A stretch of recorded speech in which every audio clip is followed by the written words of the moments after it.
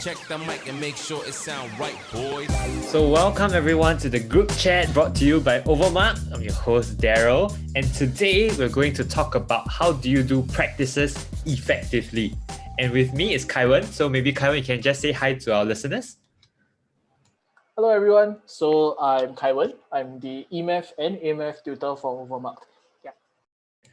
So I think today's topic is something that is very underrated and something that is going to be super important, especially when you're working towards your end of year exam, your O levels or your A levels itself. Because this is the point in time where you start doing a lot more practices. You find yourself doing your TYS a bit more or other schools' prelim papers. So what we want to break down today is not just doing more practice. We're not talking about volume here. We're talking about the quality and the effectiveness of your practice. So when we say practice, I think there's a very common misconception where people have whereby they think about practice as something as I just do more, right? So more is always better because it's a lot easier to quantify. I have done 3 prelim papers today. I've accomplished a lot versus like I have done quality revision. What is quality revision, right? So what we want to do is to dissect the difference between the two and to really give you that perspective and a shift in the way you look at practice and how it contributes to effective learning.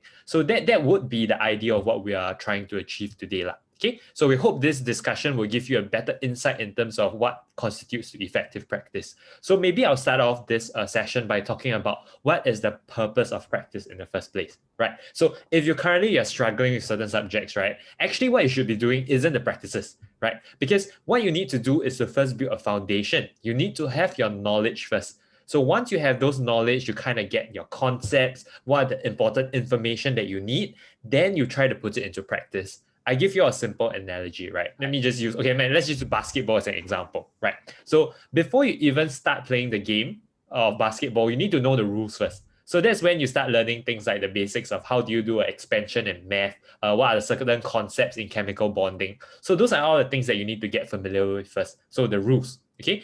After you are comfortable with the rules, then you move on into understanding how the game works, right? So you need to sort of like learn, okay, this I need to shoot, I need to pass, I need to dribble. So those are your foundation. And all of this, where you get it from are from your notes or from whatever you learn in school or from your textbook itself.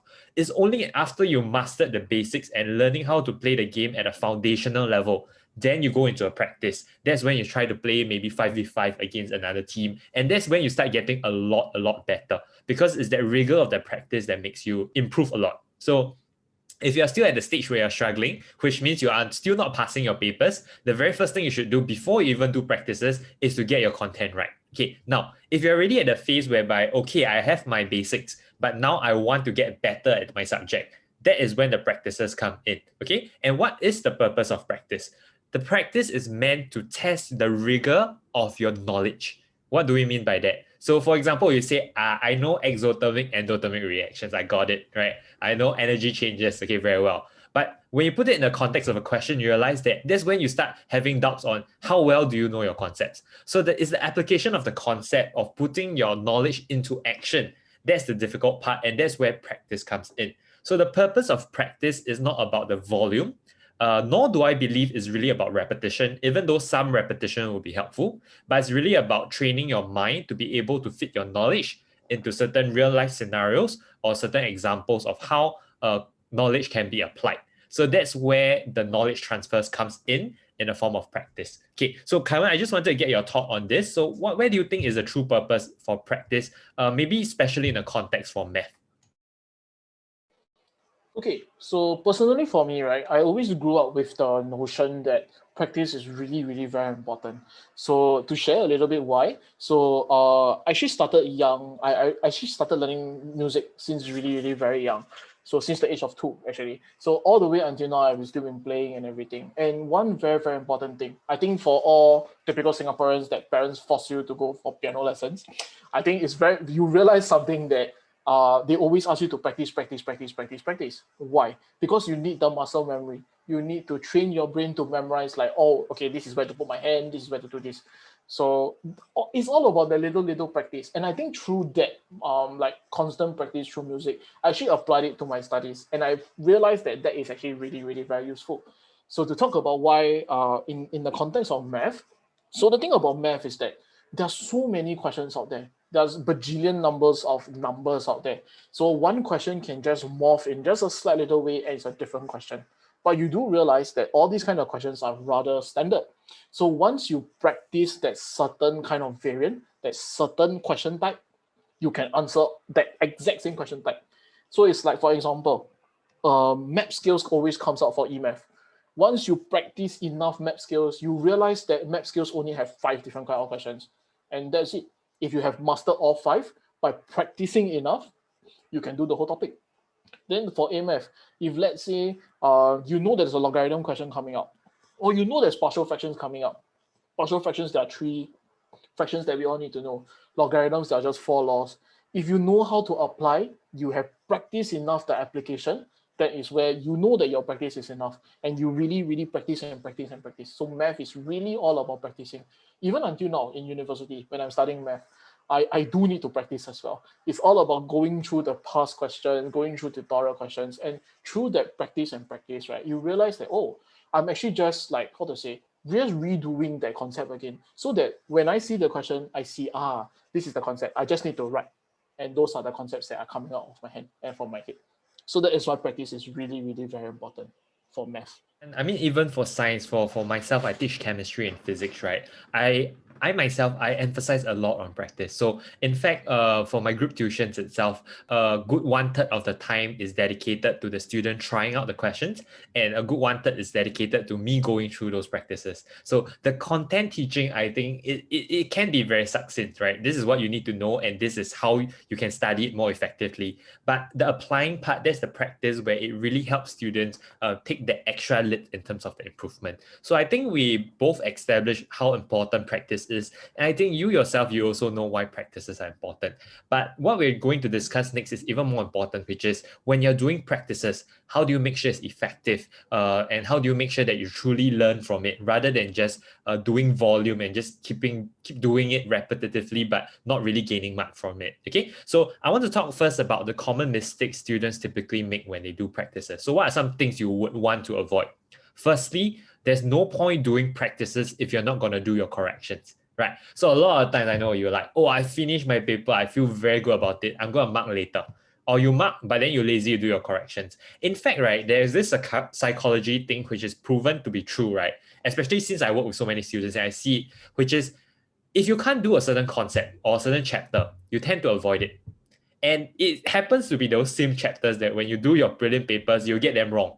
But then because you get it wrong, right, you ingrain in yourself that I'm not good at this and I want to avoid it as much as possible. You want to feel good about yourself. You want to give yourself that ego boost. See, I can solve all these questions.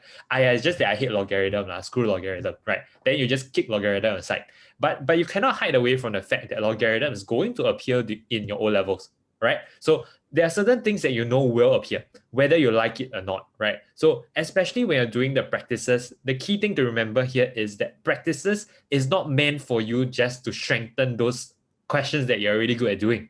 It's actually meant to help you improve on areas that you're not good at. So all the more it's important to do your corrections because it's your corrections that will help you make the improvement.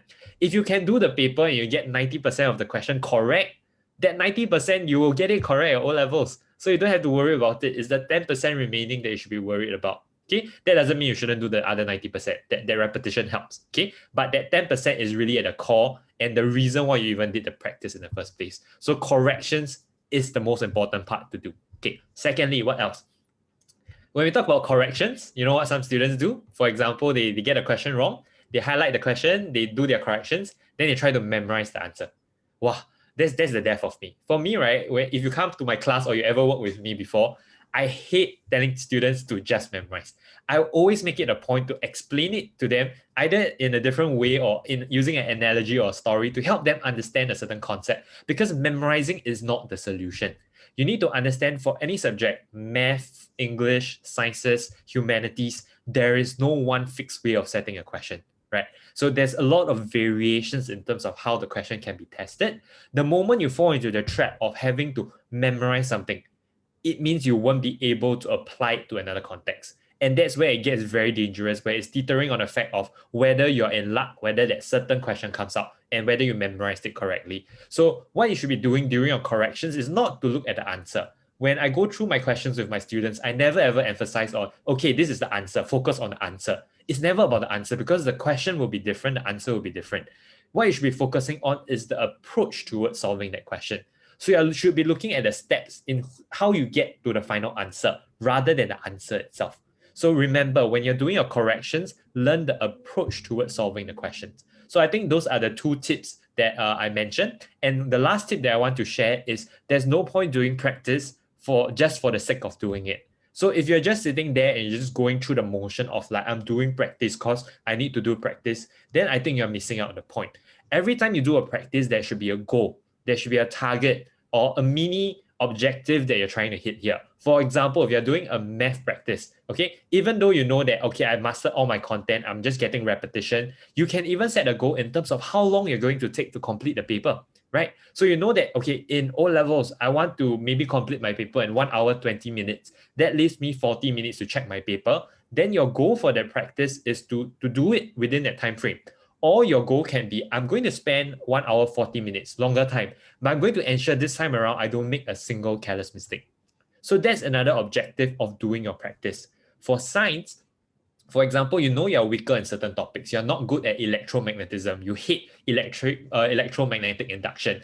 Then when you're doing your practice, maybe you should be considering not doing the yearly or prelim papers yet, but focusing more on the topical assessments or topical TYS to focus just specifically on those topics because you want to gain the mastery in those topics. So there's no point in doing practice for the sake of it. There must be an objective. So something that I think Kai Wen mentioned is that there are different level of difficulties when we talk about prelim papers, right? So sometimes your objective can also be related to level of difficulty too, right? So if you're feeling really good, you know you're around there, you got your knowledge, then there's no point practicing prelim papers that are too easy. You should be going for the schools that are setting super hard papers. That's when you challenge yourself to gain more exposure to different question types. So remember, there's no point doing practice just for the sake of it, okay? Think about what constitutes your effective practice.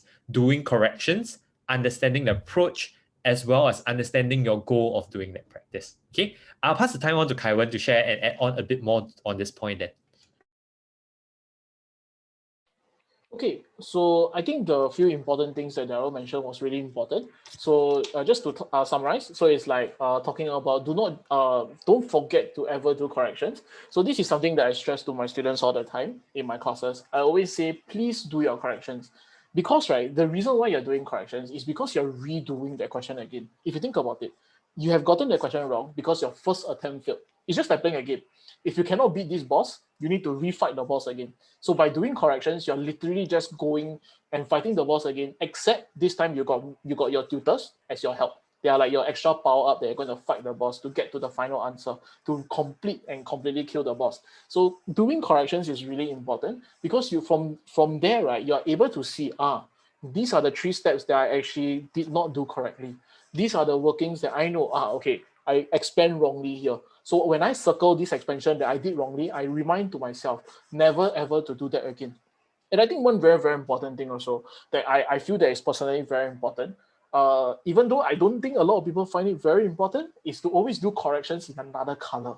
Let me explain why. I know it's really strange, but it's true. Because, right, when you're moving to crunch time for your exams, a lot of students will start to flip through the materials that they have.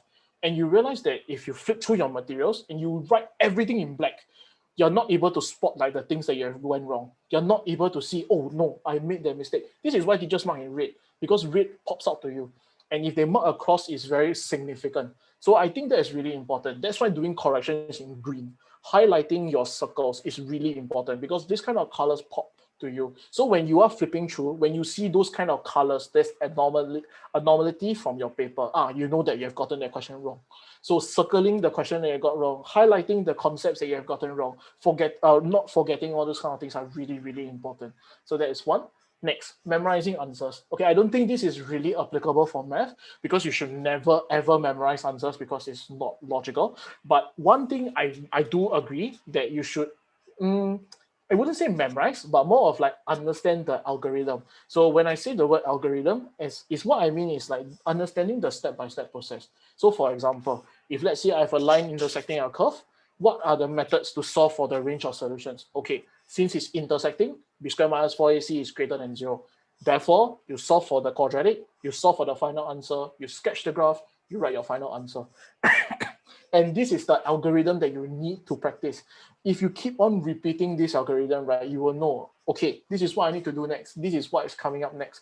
And also, right, and one really, really very cool thing is that if you practice enough, you will realize in the exams, let's say, for example, if you completely forgot, and let's say like you do, and then you reach to one point and it's like, wait, something looks fishy. It feels like I never do something in my stats that I commonly do. I never sketch my graph.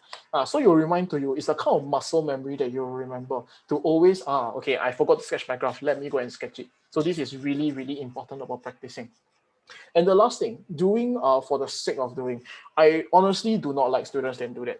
Okay, I know of students where they like ask for a lot of school papers, and then I'll ask them why. They say, oh, I want to practice law. Then I say, okay, you practice for what? Then I say, oh, because I see my friend doing 50 school papers, so I want to do 51 school papers. And I'm like, no, that's not the right thing to do. That's completely wrong. You should not be competing for the number of school papers you do. It's not the person that completes 1,000 school papers by O levels. It's the one that's going to get your A. No, it's the person that completes 25 school papers that understands every single question that is going to get the A. And that is really, really very important. So try to strategize and try to understand like, okay, if you're really, really weak at something, honestly go and focus at it. And it is true, like what Darrell said about the psychology thing, it is a fact even for music. Like for example, if you hate playing running notes, you will always run away from it. It's just like if you hate running, you will never ever run, correct? Because you hate it, right? So please don't ever do that. If you really, really suck at logarithm, honestly take the time to honestly go and look through at it, because you will realize that once you honestly look at it, you'll realize that it's actually not that difficult. It's honestly not that challenging at all. It's just that last time my teacher never teach me properly, or last time my friend tell me very difficult, so I skip. No, should never ever do that. If you find a topic difficult, look for help. Ask someone to help you, or go online, look for resources to help you. And then once you understand the topic, you will be able to appreciate the topic even more. So I think that's one really, really very important as well. The more you practice, the more you appreciate the topic. The more you appreciate the topic, the more you appreciate the syllabus. The more you appreciate the syllabus, the more you love the syllabus. And that is when you feel like your practicing does not become a chore. And that is feel like, okay, I'm doing this because I want to get better. I want to have that feel that, hey, I can do it. I can do math, that kind of thing. And I really, really wish that many students can actually get that feeling. So these are some of the things that I feel that are really important for students. And please do not commit like those kind of mistakes that we have mentioned earlier, as these are, in my personal opinion, cardinal sins lah. Do not ever do them. It's really, really very, very bad. Yeah. What we said here, I hope you digest it because it's really very important. So recently I pushed out like this June holiday revision guide, and I think at the core of what I was trying to say in that guide was, when you're this June holiday or whatever's left of it and whatever you've been trying to achieve with it, the goal is not so much to just strengthen what you're already strong at. What you should be looking to do is to improve and turn your weakest topics and your weakest subjects into your strongest one. So that is how you make sure that you have a complete game. Because the moment you walk into the exam hall with a few big pitfalls, which is those topics that you're weak at, they're going to come back to bite you. So there is no doubt about that. We can guarantee that will happen. So the more you try to avoid a certain topic, a certain subject, or certain question type, trust me, it will just appear. And then you'll be like, wow, very unlucky. Then you blame the whole world except yourself. But in the first place, you could have done something about it, because you already know you're weak in it, right? You know yourself the best. You already know you know what I'm talking about. You know, like this is something that you hate. You know, you always avoid it. Okay, all the more you should push yourself towards it. Okay, because that is the true way in which you can achieve the improvement that you need. If you're already good at it, actually don't have to spend too much time already. Focus your energy on something else instead. Okay, so we mentioned those 3 pitfalls. So make sure you do your corrections. Don't memorize answers, learn the approach, and don't do practice for the sake of it. Now, we want to move a little bit more on the side of what you should do. I think Kai Wen already mentioned one, which was like the way you do your corrections in different colors and things like that. So something that I want to highlight here is the power of the retrying the question or doing your corrections. So when I work with my students, what I do is that the first time they attempt their 10-year series, right, I actually don't ask them to write on the book. They actually do all of their practices purely on Foolscap. Okay, so when they do so, they make sure that their book is still fresh, so they don't have to buy a new copy, right? Because Foolscap is obviously a lot cheaper. But I think the purpose of doing that is also to ensure that the second time when they attempt it, I will already know and I circled those questions that they made mistakes, right? So this time around, this is their second time trying whether they can get it right or not. If they still cannot get it right, this is when I put an asterisk beside the question. And these are the exact questions that they will have to revise before they enter the exam hall. So what's the purpose of doing that? So with this 3-layered approach, doing it once, doing corrections, doing it second time and you still get it wrong, this implies to me that you either lack understanding of the concept or this is a question type that you're super weak at. So when that happens, right, I ensure that before they enter the exam hall again for their prelims or for their O-levels, not only are they revising the content that they're required to revise, they are also looking at the potential pitfalls that they always fall into. So it's like you're going for a race, right? And I'm telling you exactly where the trap holes are, and you should avoid those or be super careful when you're crossing them. So what do you think is the likelihood of my students making mistakes again? I'll say a lot lower. Maybe they will still fall into it, okay, as expected. But at least now they know that if they fall into it, there's nobody to blame that themselves. So when we say careless mistakes, right, or questions that you commonly get it wrong, is not really about luck. It's really about preparation. So if you already know you're always falling into these same holes, right, you should find a way to prevent yourself from falling into them. And that's the power of practice and identifying where you're weaker at, and then circling the question and re-attempting it or highlighting to yourself and reminding yourself to not make those mistakes. So I think that's one tip that I wanted to share when you're doing your practices. So if you're at a phase now whereby you're slowly starting to accumulate prelim papers, right? Don't just throw away your prelim papers after you practice them. You want to keep those questions that you've gotten wrongly and try them again before your actual prelim or O-level. And if you still don't get it, all the more you should be revising the concept or re-looking the question a few times before you enter the exam hall a few days before that. So these are some things that you can do. Another way you are doing corrections, which is, I always emphasize this, and it's very annoying for my students. They option A, B, C, D, which statement is true? They tell me B. I say B is correct. Then normally you move on from there, right? Then you know what's my next question? Why is option A, C, and D wrong? And tell me what should be the correct way of phrasing those. So what I do is I don't just want them to get a correct answer, because maybe if put in a different context, they will be confused, right? Maybe now they think, is it B or is it D, right? So even after getting the correct answer, you want to explore why the other answers are wrong, if applicable. Okay, so I think this applies a bit more for science because there's a lot of true-false questions or statement 1 to statement 4, which statements are true. So you want to relook the question. This one is not supposed to be iron catalyst. This one is supposed to be nickel catalyst because it's hydrogenation. So that's when you add another layer of understanding. And this is what I call the teacher's perspective.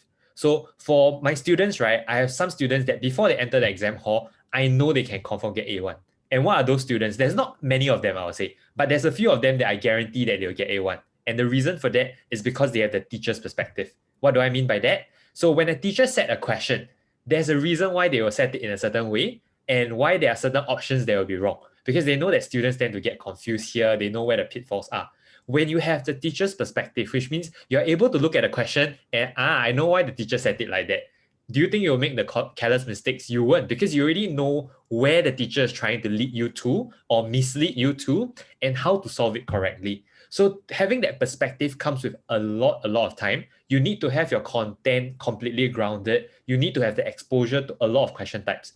Then that's when you can be able to be on the other side of the picture, looking in, so this question is set in this way. Oh, so this is the concept that you're trying to test. And this is the steps that I'll need to do. And you know exactly how to work it out. If you're able to ever reach that stage, right, through those practice that you accumulate, right, trust me, you can be excited walking into the exam hall. You don't even have to be stressed. The night before, people are like worrying, you can easily watch like a Netflix episode and go to sleep. Because the next day when I enter the exam hall, you know exactly what you're gonna do. So if you ask me and Kai Wen now, right, after we tutored for so many years and we had so much teacher insights and teacher's perspective, right, if we enter the exam hall, I tell you, with one eye closed, we can use half the time to complete the paper. But that's only achievable because we spent so many years. For me, maybe I worked 7 years, right? So maybe I did like the O-level paper 8 times, including my own. So there's obviously that rigor, but you won't have the same luxury. But what you can do and achieve with practices is to get that level of mastery to a point whereby you have nothing to worry about. Okay, so just to do a quick recap, how do you practice effectively? Identify questions that you get wrongly. Make sure you understand where your pitfalls are. Secondly, when you are looking at a question, try to look at it from the teacher's perspective, if possible, to see what is it that the teacher is trying to test you and what concepts are being applied. then from there, I think your life will get a lot easier. Okay, so Kai, what do you have to say to that? Okay, so personally, right, when Darrell mentioned about like doing the paper in a short period of time, I actually completely agree with that. So actually what I do, okay, so is that usually when students finish sitting for the exam, I'll actually ask them for the school paper, I'll ask them for the O-level paper, then I'll look through. Then I'll actually try. And I'll see how long, okay, not really see how long I can take, but more of like see the difficulty of the paper and everything. And usually for me, I will take about 45 minutes to an hour to finish the paper. And I think that is pretty fast for pretty fast to complete the paper. And what's the reason that I'm able to do that? It's actually because of this, like what you mentioned, is that teacher's mastery thing. So basically, it's about just looking at the question. One time you scan through the question, you know this is the concept. And this is something that I really, really wish a lot of students have the ability. And I know that there are students out there that can. Once you read the question, you just snap finger, the answer is out. So this is something that I teach my students to do as well. So sometimes when I tell them that they don't have time to complete the paper, or like they don't have time to finish my homework, or they are really, really rushing for other subjects because everyone has so many subjects to study for. So what I tell students to do is quite simple. Just read the question, ask yourself, what concept? Especially for math, this is a very, very math thing. The reason is because you do not have the luxury to sit down there and slowly work out the quadratic formula and everything. Because if you have done it multiple times of the quadratic formula, you should be able to regurgitate again during the exams. It's more of like understanding, that is the keyword, that is the concept, that is the algorithm, and that is how I teach my students. So if you're able to snap the finger and get to the algorithm straight away, you are already going towards your A1 very, very, very comfortably. So this is something that I feel that is really important, and I do wish that many students have that ability. Okay, and to be honest, I don't think it's a very difficult ability to grow or to harness. To be very honest, you just need to just practice. And that is the main topic of whatever we are talking about today. It's all about practicing and practicing, and all about understanding like, hey, this is the question type that I'm looking for, and I know this is the method to do it. And that is when you can really snap your finger and say, haha, I can do it. So math is also all about like what the examiner wants. So for example, you read the question, right? You see this examiner has said this question like 3,000 times for me, so I know what he wants. I'm just going to get whatever he wants for me. That is math. If you're able to do that, right, you're there for your A1 already. So I really, really, really do hope that everyone gets this ability, and really you will understand from my perspective, and you will get to understand from our perspective how we feel. So as of right now, as students, you may not be able to appreciate like this, like really, really very quick at doing things or understanding why teachers said things. A lot of students may not have that ability, but it's okay. There's really, really no problem with that. If you want to really, really be like us, you just need to practice. And trust me, you will be able to taste it one day. Yeah, actually, the both of us, we're not that much smarter than anybody. The reason why we are good at it is because we have been doing it for so long, right? Because if you go and take an IQ test, and I go and take an IQ test, your IQ might be higher than ours, So that it's not about IQ here, it's really about the amount of time you spend mastering it. Okay. But I think drawing back to my favorite portion of the podcast, dilemma of the week. Okay. So I just want to answer this question directly. So I'm gonna let Kai Wen answer this first. Okay, the question is, how much practice is enough? Okay. Okay. Wow. Okay. So I think that is a really, really very important question.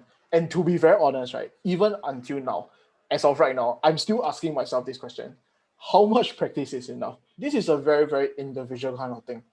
You cannot say that I know how much my friend needs to practice. No, it doesn't work that way because you're not that person. You do not know what are the strengths and weaknesses for that person. You know yourself the best. You know what are your strengths. You know what are your weaknesses. You know how much practice you need. If you feel that you are confident, means that that is enough practice for you. If you are not confident, that is not enough practice for you. So always ask yourself this: how much practice is enough? Always ask yourself, do you feel prepared?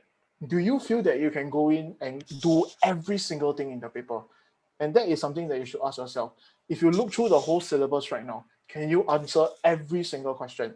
Can you answer the whole syllabus guide? Can you remember every single thing that you need to remember for your exams? And once you reach that level, you are really, really very safe for your exam. And I would say, like, even what Darrell says is true. Be very confident the night before the exam. Okay, maybe not watch Netflix. Maybe that's not me because I will get scared personally. But personally, I will sleep early, like maybe 10, 11, I'll sleep already because I'm that confident. I know I wake up 8 o'clock, I reach the exam hall, I'm going to get my A1 and I'm going to be better than everyone around me. That is how confident you are. And I think one very, very important thing that my uni prof actually mentioned to me about, mentioned to my cohort about this really very important thing. I don't know whether is it the right thing to share with everyone, but I think it's a really, really very important thing. Going for exams, there's actually this particular strategy as well. It's all about doing more than the person beside you. I know it's a super crude thing to say, but it's really, really very true because it's about the bell curve, right? If you want to really have that competitive edge, you must be able to score as much as you can. You must be able to do more than the person beside you. So please remember that practice is really, really very important if you want to reach that level. And I believe everyone can get there. My answer to that is that it's never enough. You can never have enough practice. Okay, but just because I think what Kai Wen shared is absolutely true. It's really dependent on the person. But I'm just going to go a different route. I'm going to give you a very quantitative amount. Okay, so I work this through with all my duties. Okay, so how much practice is enough? Firstly, when they are first learning the chapter in Sec 3 and Sec 4, they will need to do their TYS along with those chapters. So that's the first time they complete their 10-year series. The second time they complete their 10-year series is after they finish their syllabus, usually around this period, June, July in Sec 4, then I'll start doing thematic revisions. So instead of looking at it chapter, topic by topic, I'm lumping certain topics together and revising as a whole. So that's the second time, and the first time they actually write on the book. Because the first time they did it on Foolscap, the second time they're doing on the book directly. So that is the second time they do their 10-year series. The third time they do their 10-year series is after we are done with the thematic revision, as we are doing our prelim papers, that's when they also do concurrently the yearly papers. So that's the third time they try their 10-year series. And when they actually attempt the O-level paper itself, they have been through this 3 times, and also they will know exactly where the pitfalls are because they will have circled the questions and understood and done the corrections accordingly. So the day or the 2 days before the paper itself, they will actually look through those questions that they commonly make the mistakes for and to pay special attention to those. So if you want a quantitative way of looking at it, be it for science and for math, 10-year series, 3 times. If you want a definite amount, if you do 3 times, I guarantee you will get nothing lesser than a B, confirm. Okay, the rest of it up to your own ability and as well as on your day that performance itself. Nothing is guaranteed, but I can guarantee you if you've done it at least 3 times and you really know your stuff, then probably nothing that less than that. In fact, you're almost guaranteed an A. So all my tutees that I tutored before, right, 90% get A1. Every single one of them gotten an A2 minimum if I work with that private tutee for at least 2 years. So that is a guarantee. And the guarantee I'm able to give is because of the amount of practice they got. So the last thing I want to talk about is not about the practice anymore, but there's this phrase that I want to instill in all of you if you're listening.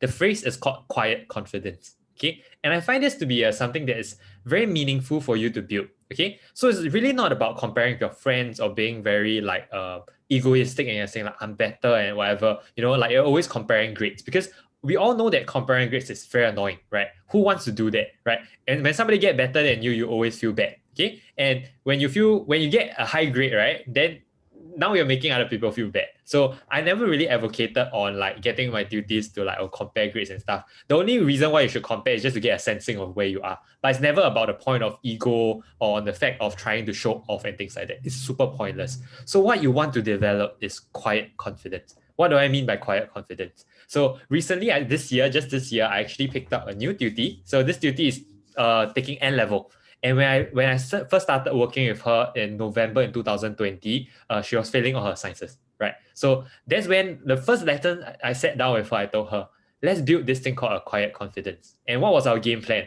Our game plan was to secretly study super hard. Okay, I made her do a lot of practices. We worked very intently together. And I wanted her at her mid-years, right? She from close to last in class to almost first in class. So that was what I told her. You don't tell anybody you're studying, Let's put in the work, let's put in the hours, and we work it through. And then let the results speak for itself. Okay? And turn out, I'm not too sure exactly what's her grading, but she's probably one of the top in her class already. So within the period of 6 months, she was able to turn herself from failing last in class, close to last in class, to almost first in class. Right? And that is the quiet confidence that she built. It's not so much what I did with her, because I'm the same. I'm still a tutor. I didn't do anything. All I did was to show her the way and to show her the path. So after that, what she did was that she started, once she understood certain chapters and how things were done, the concepts that were being taught, I no longer had to really urge her to do the practices, because now when she get a worksheet, she's able to confidently complete it and even teach her friends how to do it. So that's when she started liking the subject more, and everything just started to compound. And all began because of her building that quiet confidence. The confidence in understanding what is required of that topic, understanding that she could actually do it. So a lot of times, if you're struggling with a certain subject, it's not so much that you don't have the ability for it. It's just that you don't have the confidence for it. And how do you build that confidence? It doesn't run away from it. It comes back down to practice. The moment you get the mileage in, you know how to do it, you will build that quiet confidence and nothing can stop you. So when I say watch Netflix, right, I really do mean it. Because if you have that quiet confidence in you, right, you know exactly what you're doing, right? There's nobody that should be able to tell you otherwise, because you know that you should be able to hit it. But don't overextend it to the point where you're getting too cocky and overconfident, right? Confidence is great. You need that confidence, but overconfidence can kill you. So just be very smart about when you're doing practices. Okay, in terms of the effective tips that we shared today, we hope you can keep them in mind. And as you're doing practices, make sure you apply this. And we really hope that you will do well for your exams. Not so much that you must get an A1 or A2, but to be able to hit the grade and the expectations that you set for yourself. Everybody's goal in life, where we are hoping to go, is different. So don't measure yourself against somebody else, but measure yourself against your own efforts and your own circumstance. So if you feel like this is where I want to go, work towards it. And like we say, hard work will never betray you. So as you put in the time to the practices, it will really come back to help you. And eventually you'll build that quiet confidence that you will know what I mean, like once you hit it, that when you enter the exam hall, you know what's coming and you're not afraid. In fact, you're excited to get the paper over and done with. If you're able to reach that point, that means you succeeded achieving what you set out to achieve when you've done practices. Okay, Kai Wen, any last words you want to shout out to the students? Okay, so personally, right, I really, really do hope that you guys really do take what we say and really do take it to heart and really do really do think about what we say, because I feel that whatever we say here, I honestly hope that I honestly wish that I had this advice last time and I was that mature long time ago when I was studying for my own O's. So please really, really do practice, and there are many resources out here for you guys. Bro, you say really too many times, man. Yeah. Okay. That's really, really how I feel. Anyway, Kai Wen is a man of his word. So if you haven't been aware, actually he's been pushing out monthly practices as best as he could, because he himself is a tutor and he's also a student. So he has his own work to do. But as best as he could, he has been pushing out monthly practices, including solutions. So you can find them on our Telegram channel or download them directly on our website. For certain months, there is even a markers report attached. So they're able to look at where other students are making mistakes and avoid them. So do make use of those resources as part of your learning journey. On the science side, we're trying to do the same thing. So we're actually trying to work on more video kind of content, but nothing to promise yet, because as you understand, all the tutors, we are also very busy, but we're really hoping to push out this kind of content that could help you. So do look out for it in the near future. If you're listening to this podcast and you feel like you need a quick revision, we're not hard selling here, but if you do want to, you can consider coming for the crash course, because it's just a 4-hour commitment, but we'll be going through many of the things that we have talked about today in terms of understanding concepts properly and going through commonly tested questions as well as exam strategies. So do give it a kind consideration. But of course, if that's not what you need, you don't have to. So only if it applies to your situation. So we are just here to help you out along every step of the way. And we hope to be part of that learning journey with you. So if you're listening to this on Spotify, do follow us. Especially for those on YouTube, please give us a like and do subscribe to us. Also, if you want us to talk about a certain topic next, feel free to either PM us on Instagram, or we always post those Insta stories on asking you what topics you want next. So many of the listeners told us that you wanted math related content or practice related stuff. That's why we are talking about it today. So make sure to give us your suggestions and we'll be more than happy to talk about those topics. And with that, we come to the end of the group chat, and we hope that you had a good time listening to how to you practice effectively. We'll see you in the next episode. Bye-bye.